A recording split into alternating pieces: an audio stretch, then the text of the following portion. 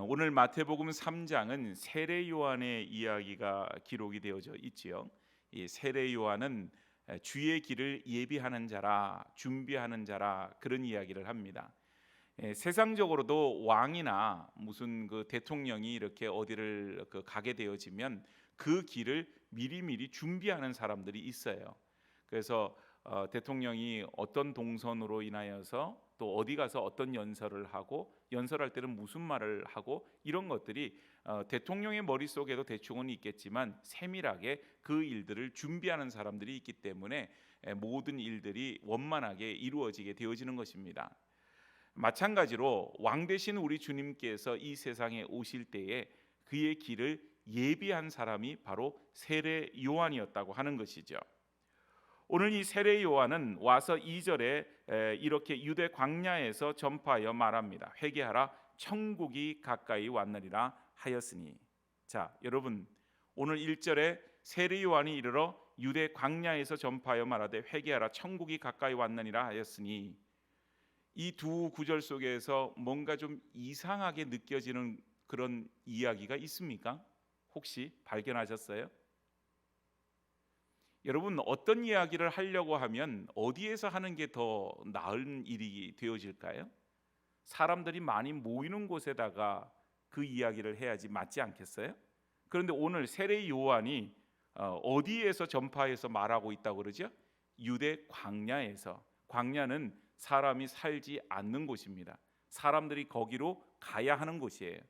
근데 유대 광야에서 세례 요한이 하나님의 말씀을 전합니다. 회개하라, 천국이 가까이 왔느니라. 여러분, 이게 어떤 의미가 있는지 한번 생각해 보신 적이 있는지 모르겠어요. 세례 요한은 선지자와 같은 사람이었습니다. 오늘 본문을 보니까는 세례 요한이 4절에 낙타토롯을 입고 허리에는 가죽띠를 띠고 음식은 메뚜기와 석청이었더라. 그가 입고 그가 먹는 것, 그 모든 것이 하나의 상징적인 의미가 있는 것이거든요. 낙타라고 하는 것은 말 그대로 대표적인 운송 수단인 것이죠. 그래서 그 낙타의 털옷을 옷으로 입었다. 또 이 메뚜기가 상징하는 것도 역시나 뭐냐면은 사단을 상징하는 그런 그 것이라고 합니다. 근데 그걸 먹었다.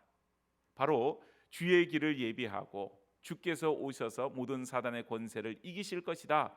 내 뒤에 오시는 분이 그런 분이시다. 그것을 나타내주는 상징적인 의미도 되고요.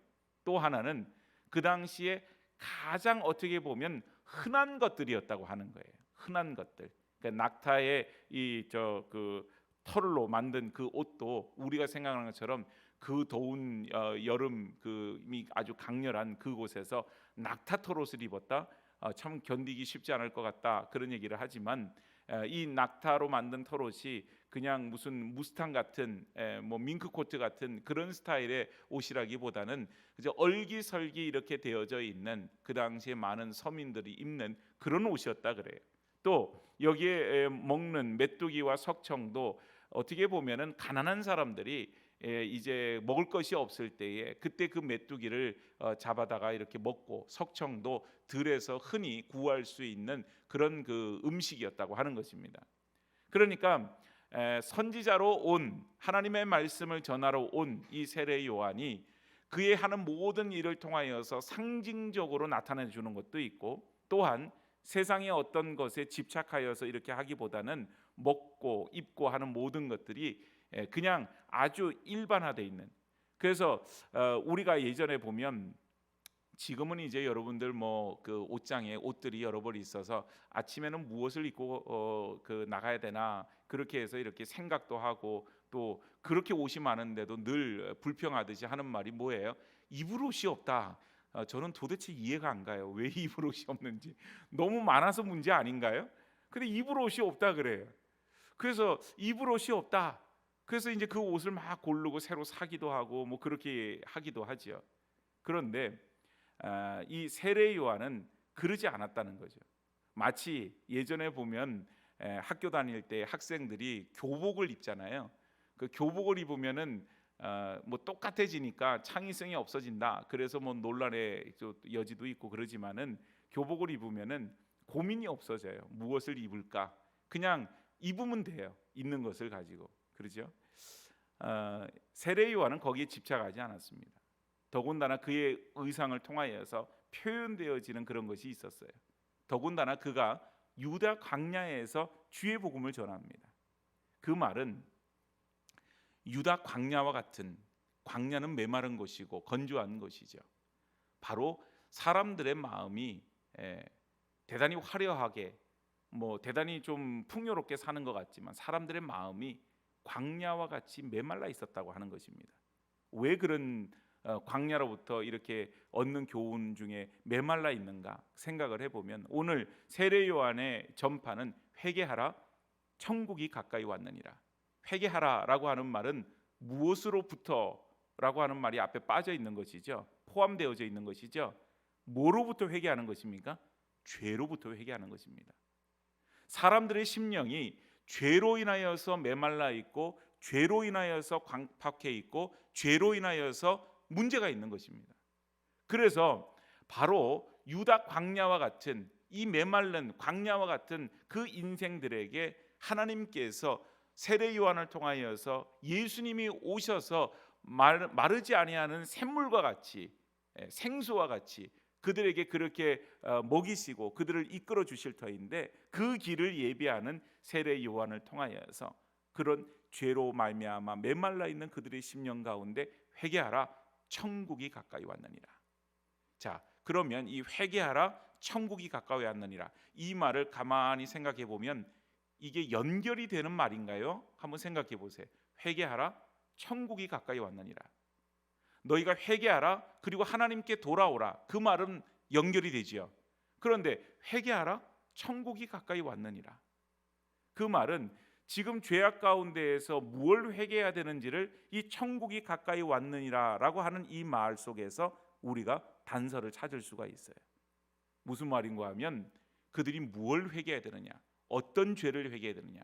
사람이 가지고 있는 죄는 많이 있지만 지금 이스라엘 백성들이 또 온 세상 사람들이 가지고 있는 가장 커다란 죄악이 뭔가? 바로 천국 백성으로, 즉 하나님 나라 백성으로 살지 못하고 있는 것이다. 그것을 얘기하는 것입니다. 늘 얘기하지만 여러분, 하나님 나라 백성이라고 하는 것은 어떤 삶을 살아가는 사람이에요? 하나님 나라는 누가 주인이 되어 주시는 나라입니까? 하나님이 주인이세요. 오늘 대한민국에서 살아가는 이 대한민국의 주권은 국민에게 있다. 그렇게 얘기를 해요. 오늘 저와 여러분들이 대한민국의 주권을 가지고 있는 그런 사람들이죠. 그런데 여러분, 하나님 나라는 아니에요. 우리에게 주권이 있지 않습니다. 하나님께 있습니다. 하나님이 통치하시고요, 하나님이 인도하여 주시고요. 그래서 하나님 나라 백성들은 그 하나님의 통치하심 아래에서 하나님이 인도하시는 대로 순종하며 살아가는 사람들이 하나님 나라 백성들이에요. 그런데 이 당시에 물리적으로는 로마의 압제 아래에 있어요. 그런데 여러분, 이스라엘 백성들이 물리적으로 로마의 압제 아래에 있는 것만 문제가 아니라 그들이 죄의 권세 아래에 사로잡혀 있었고 그들이 마치 사사시대와 같이 자기들 너무나도 이기적이고 자기중심적인, 그래서 자기 소견에 옳은 대로 살아가는 하나님 나라 백성이 아닌 그런 모습으로 살아가고 있었다라고 하는 것입니다. 오늘 여기 보니까 바리새인들과 또 사두개인들이 그렇게 나올 때에 여기에 그 9절에 이런 얘기를 해요. 그 8절에서 그러므로 회개에 합당한 열매를 맺으라 그렇게 얘기를 하는데 9절에 보니까 이런 말이 있죠. 아브라함이 우리 조상이라고 생각하지 말라. 하나님이 능히 이 돌들로도 아브라함의 자손이 되게 하시리라 이런 말씀을 합니다. 이게 바리새인들과 사두개인들의 생각만은 아닐 것입니다. 그 당시에 바리새인과 사두개인은 사실은 서로 간의 원수였는데 이들이 딱 한 번 마음이 합했던 적이 있었어요. 그게 언제냐 하면 예수님을 십자가에 못 박으라 그렇게 할 때입니다. 그런데 이들이 각각 가지고 있는 생각은, 바리새인들은 율법에 의해서 구원을 받는 것을 생각하기 때문에 하나부터 열까지 다 율법이에요. 율법에 의하면 이렇게 해야 되고, 율법에 의하면 이런 행동을 해서는 안 되고, 율법에 의하면 이렇게 해야 되고, 그걸 주장하는 사람들이 바리새인들이에요. 그런데 반면에 사두개인들은 부활이 없다라고 얘기하고 지극히 현세주의적인 그런 삶을 살았던 사람, 그것을 주장했던 사람이에요. 세상 뭐 없죠. 그냥 뭐 잘 먹고 잘 살면 된다, 말하자면 물질이 최고다, 이 세상에서의 삶이 전부고 부활이 없다라고 하는 것은 우리에게 있어서 죽음 이후의 세상이 없다, 이렇게 생각하는 겁니다. 그러니까 이 세상의 삶이 전부니까 이 세상에서 살아가는 삶이 어떻게 해야 된다고 생각을 하겠어요? 잘 사는 게 중요한 거죠. 그러니까 잘 산다고 하는 것이 그저 남들보다 더 많이 가지고 풍요롭게 살고 하고 싶은 거 하고 그리고 살아가는 게 전부다, 그 주장을 했던 사람이 사두개인들이었다라고 하는 것입니다. 그런데 그 두 부류의 사람들이 일반적인 사람들 속에서도 그대로 나타나지고 있는데, 그들이 가졌던 공통된 생각이 뭔가? 우리는 아브라함의 자손이라고 하는 것이에요. 그 말은 혈통으로 우리가 하나님께서 믿음의 조상으로 세워준 아브라함의 자손이기 때문에 우리는 선택받은 민족, 선택받은 그런 백성이라 선민의식에 대한 그런 아주 강한 신념을 가지고 있었다고 하는 것입니다. 그래서 세례 요한이 뭐라 그래요? 하나님이 이 돌들로도 능히 아브라함의 자손을 만들 수 있다. 혈통으로 아브라함 자손 되는 거, 그거 중요하지 않다고 얘기하는 거죠. 그러면서 중요한 것은 뭐냐? 회개하라, 천국이 가까이 왔느니라. 즉 하나님 나라 백성으로 살아가는 것, 그것이 우리에게 훨씬 더 중요하니다, 그것을 말해주고 있는 것입니다. 오늘 여러분, 우리는 또 12월 달이 되면은 이제 성탄을 기다리면서 대림절을 맞이하게 됩니다. 무슨 일이 있어도 맞이하게 될 거예요. 그런데 그때가 되면 또 주님 오심을 기다리죠. 주님 오심을 날마다 기다리는데, 오늘 여러분, 주님의 오심을 그저 기다리는 것이 아닌 주님의 길을 예비하는 성도들, 그 삶을 살아가는 가운데 우리 가운데 무엇을 벗어버리고 무엇을 회개하고, 또한 우리가 어떤 마음가짐을 가지고 주님을 맞이하고 주님의 길을 예비해야 되겠는가? 오늘 본문을 보니까 세례 요한이 가장 이제 와서 확실하게 한 일이 뭐냐 하면 사람들에게 세례를 베푸는 일이었어요. 많은 사람들이 그에게 6절에 보니까는 5절에 보니까는 예루살렘과 온 유대와 요단강 사방에서 다 그에게 나와 자기들의 죄를 자복하고 요단강에서 그에게 세례를 받더니 그랬어요. 원래 세례는요, 구약에 보면은 뭐 그 할례의 전통을 이어서 이렇게 세례를 받는다, 뭐 이렇게도 얘기하지만 원래는 그렇다 그래요. 이방인이 유대인이 되기 위한 그런 하나의 절차로서 깨끗하게 이렇게 이제 물로, 그러니까 완전히 들어갔다 나오는 게 원래는 그 세례, 그러니까 침례교에서 말하는 침례거든요. 그래서 지금도 뭐 저 요단강을 이렇게 가 보면 그 요단강을 그 이제 사이에 두고 이쪽은 이스라엘이고 이쪽은 그 요르단이고 이렇게 두 나라가 마주 보고 있는 그런 형국인데, 각각 자기들이 지정하는 그 예수님의 세례를 받으셨다고 하는 그런 세례터가 있어요. 그 달라요. 그래서 이스라엘에서 말하는 세례터가 있고 저 요르단에서 말하는 세례터가 있고 뭐 그래요. 가서 보면은. 그런데 공이 어떻게 세례를 받았느냐? 그 요단강에서 이렇게 들어갔다 나오는 겁니다. 성지순례를 갔더니 이스라엘 쪽 그 이제 예수님이 세례터라고 그 하는 그곳에서 사람들이 세례 받는 장면을 본 적이 있었어요. 흰색 이렇게 이제 가운 같은 것을 입고 안에 이렇게 이제 목사와 또 성도들이 들어가 있고, 그리고 나서 이제 한 사람씩 이렇게 세례를 주는 겁니다. 여러분, 침례교에서 세례 베푸는 것을 본 적이 있으신지 모르겠어요. 이제 이렇게 코를 물 안 들어가도록 막고서는 몸을 완전히 뒤로 제껴서 물 속에 푹 담근 다음에 다시 이렇게 세우는 그런 것을 하죠. 근데 뭐 이제 그 방법은 뭐 여러 가지 방법이 있을 수 있겠으나, 뭐 거기 요단강 같은 데서는 그냥 이렇게 머리에다가 이렇게 손을 얹고서는 쭉 이렇게 눌러서 쑥 들어갔다가 다시 이렇게 세워서 나오는 뭐 그런 방법을 또 취하기도 하고 그래요. 온 몸을 다 잠그는 것입니다. 그리고 다시 나오죠. 그렇게 되었을 때 그 사람들이 생각하는 건 뭐냐면 갓난아기 같이 다시 태어난다. 그렇게 해서 그 세례를 하나의 어떤 의식으로, 하나의 어떤 의미를 부여해서 이제는 이방인처럼 하나님을 모르고 그저 우상을 섬기고 정말 하나님의 말씀과도 전혀 상관이 없는 그런 삶을 살아갔던 이방인들이 세례라고 하는 과정을 통하여서 이제는 당신들도 하나님의 백성, 유대인이 되었습니다. 그것을 선포하는 것이 바로 세례였다. 그렇게 얘기를 해요. 그런데 오늘 여러분 본문을 보면은 세례를 받은 사람들이 이방인들이 아니었어요. 유대인들이었어요. 그러면 이들이 받는 세례는 뭐였느냐? 바로 의식적인 세례가 아닌, 여기에 오늘 본문에 보니까는 뭐라고 얘기하냐면은 8절에 회개에 합당한 열매를 맺고, 즉 마음을 찢는 회개, 그 속에서 일어나는 물과 성령으로 거듭나지 아니하면 하나님 나라를 볼 수 없다. 예수님께서 니고데모에게 말한 것처럼 완전히 새로워지는 삶을 주는 그런 형태의 이제 세례였다고 하는 것이에요. 그래서 오늘 여러분, 우리 성도들은 다 이제 믿음의 고백 속에서 세례를 받으셨어요. 여러분들은 언제 세례를 받으셨습니까? 몇 년 몇 월 며칠 날 세례를 받으셨어요? 기억하세요, 여러분? 기억하시는 분도 있고 너무 오래전 얘기라서 기억을 못 하시는 분도 있고, 심지어는 모태신앙이 되어서 부모님의 손에 이끌려서 갓난아기 때 유아 세례를 받은 분은 그날이 언젠지 뭐 기억할 수가 없죠. 그런데 우리에게 있어서 그런 의식적인 세례도 중요하지만 우리에게 예수님을 맞이하는 그 가운데에서 우리가 정말 받아야 되고 우리가 정말 날마다 추구해야 되는 세례의 모습은 뭐냐? 바로 물과 성령으로 거듭나는, 그래서 완전히 회개에 합당한 그런 열매를 맺는 그런 새로워지는 거듭남의 그런 세례가 우리 가운데 필요하다라고 하는 것입니다.